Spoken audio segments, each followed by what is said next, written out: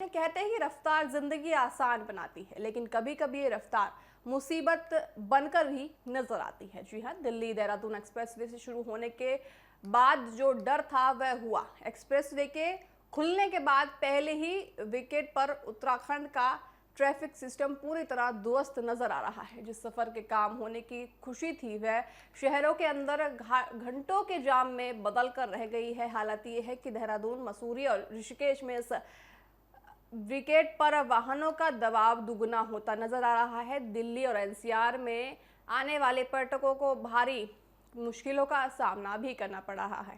आप तस्वीरों में देख सकते हैं किस तरह से बड़े बड़े रोड का निर्माण किया गया था। जो देहरादून एक्सप्रेसवे रोड है, वहां पे खुद प्रधानमंत्री आए थे उद्घाटन के लिए, लेकिन जो अभी ताज़ा खबर सामने आ रही है उसमें जो पर्यटक हैं उनको काफ़ी दिक्कतों का सामना करना पड़ रहा है, क्योंकि वो घंटों जाम में वहां खड़े हुए हैं। शनिवार और रविवार को देहरादून मसूरी मार्ग और ऋषिकेश हाईवे पर गाड़ियां रेंगती भी नजर आई। हम आपको बता दें, खासकर मसूरी जाने वाले पर्यटकों की वजह से राजपुर रोड से लेकर क्रिगेज तक लंबा जाम जो है वहां लगता नजर आया। ट्रैफिक पुलिस के लिए यह स्थिति किसी भी बुरे सपने से कम नहीं है। पुलिस के पास संस्थान सीमित हैं, लेकिन सड़कों पर गाड़ियां का हुजूम असीमित है। साथ ही आलम यह है कि हर प्रमुख चौराहे पर पुलिसकर्मी तैनात होने के बावजूद मैनुअल ट्रैफिक कंट्रोल करना पड़ रहा है। पार्किंग की कमी ने इस समस्या में आग का घी डालने का काम भी कर दिया है, जिससे पर्यटक और स्थानीय लोग दोनों बेहाल हैं। स्थानीय निवासियों का कहना है कि एक्सप्रेसवे से पर्यटक तो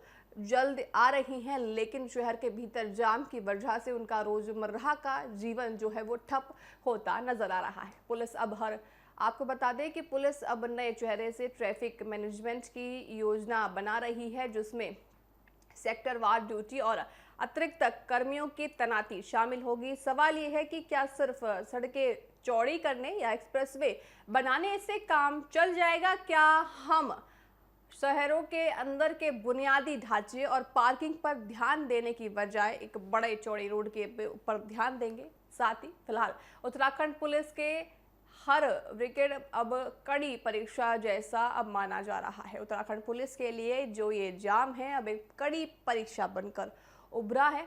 आपको बता दें, स्पेशलिस्ट ये मानते हैं कि एक्सप्रेसवे के कारण कनेक्टिविटी में बेहतर हुई है, साथ ही लेकिन देहरादून और मसूरी जैसे पहाड़ी शहरों की वाहन क्षमता यानी कैरिंग कैपेसिटी अब जवाब देने लगी है। आपको बता दें, ऋषिकेश के लक्ष्मण झूला और तंवर क्षेत्र की स्थिति इतनी खराब हो चुकी है कि एम्बुलेंस जैसी आपातकालीन सेवाओं को भी रास्ता मिलने में भारी मशक्कत अब करनी पड़ रही है। पर्यटन सीजन के चरम पर होने के कारण होटलों और बुकिंग फुल हैं, लेकिन सड़कों पर गाड़ियों के सैलाब को संभालने के लिए ना तो कोई पर्याप्त मल्टी लेवल पार्किंग है और ना ही वैकल्पिक मार्ग, जिससे पूरा सिस्टम चरमरा गया है। अब उत्तराखंड पुलिस प्रशासन इस संकट से निपटने के लिए एक नए मास्टर प्लान तैयार कर रहा है। हम आपको बता दें, जानकारी के अनुसार आने वाले वीकेंड्स पर ट्रैफिक को सेक्टर वार बांटने और एंटी प्रायोरिटीज पर रखा जाएगा। वाहनों को जो दिक्कत ना हो, वाहन ज़्यादा घंटों के लिए खड़े ना हो, उस पर अब जो उत्तराखंड की पुलिस है वो काम कर रही है। साथ ही भारी संख्या में अतिरिक्त पुलिस फोर्स और होम गार्ड्स की तैनाती करने पर भी विचार करा जा रहा है। हालांकि सबसे बड़ी चुनौती उन स्थानीय लोगों के लिए है जिनका घंटों का समय इस जाम में बर्बाद होता नजर आ रहा है। प्रशासन के लिए अब चुनौती सिर्फ सड़क सुरक्षा नहीं, बल्कि पर्यटकों के लिए अनुभव और स्थानीय जनजीवन के बीच तालमेल बिठाने की भी नजर आ रही है।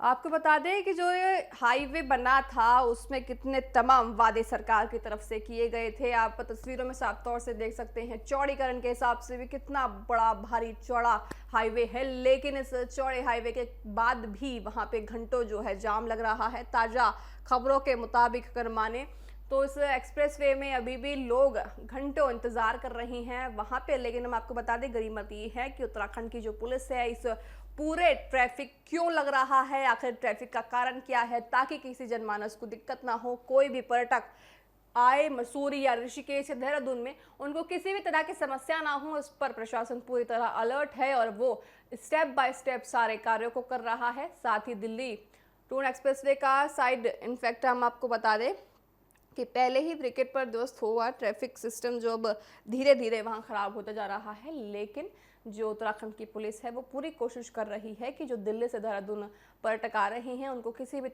समस्या का समाधान वो कर सके और कोई भी समस्या उनको ना हो। सबसे बड़ी चुनौती उन स्थानीय लोगों के लिए है जिनका घंटों का समय इस जाम में बर्बाद हो रहा है। प्रशासन के लिए अब चुनौती सिर्फ सड़क सुरक्षा नहीं बल्कि पर्यटकों के अनुभव और स्थानीय जनजीवन के बीच तालमेल बैठाने की भी अब बढ़ती जा रही है, क्योंकि उनका सबसे बड़ा अब मकसद यही है कि किसी भी तरह की समस्या पर्यटकों को ना हो और वो आरामदायक अपना सफर पा सके। क्योंकि इस सफर में कई बार जो पर्यटक हैं वो बुजुर्ग भी आते हैं, बच्चे भी आते हैं, महिलाएं भी आती हैं, तो इस तरह की जो खबर है वो उनको चिंतित करने वाली हैं। अक्सर 2 बार पर्यटक आने से पहले सोचेंगे कि भाई हमको तो घंटों जाम में खड़ा रहना पड़ रहा है, लेकिन हम आपको बता दें कि गनीमत है कि उत्तराखंड की जो पुलिस है वो पूरी प्रयास कर रही है कि किसी भी तरह की जनमानस या फिर पर्यटकों को समस्या ना हो। चलिए अब आपको बताते हैं कि उत्तराखंड की जो पुलिस है वो पूरी तमाम कोशिशें कर रही हैं कि किस तरह से जो पर्यटक हैं वहाँ पे किसी भी तरह की उनको समस्या ना हो, साथ ही बुजुर्ग हो, महिलाएं हो या फिर पुलिस हो, किसी भी तरह की उनको समस्याएं ना हो, साथ ही जिससे पूरा सिस्टम चरमरा गया है अब उसकी छानबीन उत्तराखंड पुलिस प्रशासन कर रहा है और संकट से निपटने के लिए भी नए मास्टर प्लान तैयार कर रहा है। हम आपको बता दें कि आने वाले वीकेंड्स पर ट्रैफिक को सेक्टर वार बांटने और एंटी प्लॉट्स पर भी वाहनों की छटनी करने की योजना बनाई जा रही है। यानी अगर आप प्लान बना रहे हैं उत्तराखंड जाने का तो आप बेझिझक जा सकते हैं, क्योंकि वहाँ की जो प्रशासन है, वहाँ की जो पुलिस है, आपको कोई दिक्कत ना हो उसके लिए पूरी जिम्मेदारी के साथ खड़ी है। साथ ही आज ये तय हो जाएगा कि बिहार का अगला मुख्यमंत्री कौन होगा, माफ कीजिएगा पश्चिम बंगाल का अगला मुख्यमंत्री कौन होगा। साथ ही पश्चिम बंगाल का भविष्य आज की बैठक और कल के शपथ ग्रहण समारोह में ये साबित हो जाएगा। बहरहाल मेरे साथ अभी के लिए इतना ही। आप देखते रहिए TV7 भारत। नमस्कार।